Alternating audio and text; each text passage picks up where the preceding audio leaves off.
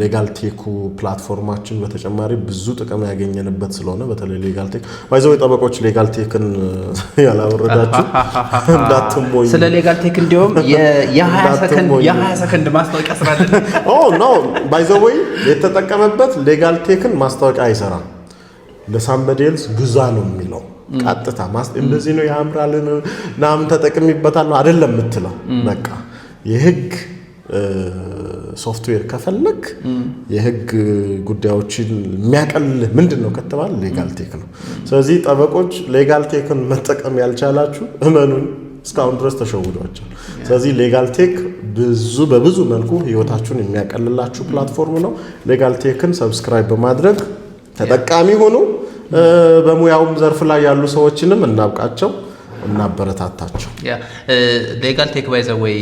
ቆይ መጨረሻ ላይ ስላነሳነው ነው አላሰብኩም እንደምንወያይበት ስላላሰብኩኝ ነው ይሄ አፕሊኬሽን ሰክሰስፉል መሆኑን ከምናረጋግጥባቸው መንገዶች አንዱ ምን እንደሆነ ታውቃለህ የሆነ ሰው ለአንድ አመት ለ6 ወር ምናምን ሰብስክራይብ ያደረገ ነበር ለአንድ አመት ሲጠቀሙ ቆይተው አንድ አመቱ አለቀ አኑዋል ነው ሰብስክሪፕሽኑ ልክ ሲያልቅ በዛው ቀን ድጋሜ ሰብስክራይብ ሲያደርጉ እናያቸዋለን ከነሱ ውስጥ አንተ አንዱ ነህ እንደውም ተናድጄ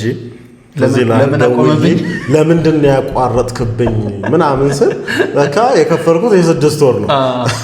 ከዛ በኋላ ቼክ አድርገህ ምናምን ነገር የ6 ወር ነው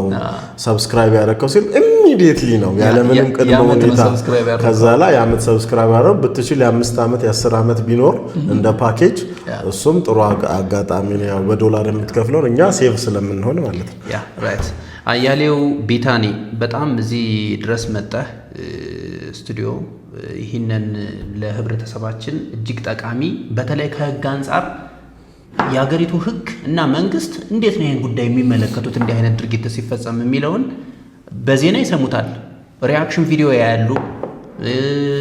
ሌሎች ኢንተርቪውም ሁሉ እግረኛው ላይ ቀርቦ አሁን የጋዜጠኛ የሆነ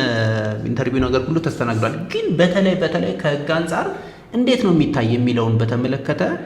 አይ በቃ ለህዝባችን ያለኝን በሙያ ሪፍሌክት ባደርግ ደስ ይለኛል ብለህ መጣህ ፍቃደኛ ሆነ ይህን ውይይት ስላደረግን በጣም አመሰግናለሁ እኔም በጣም ነው የማመሰግነው በርታለኝ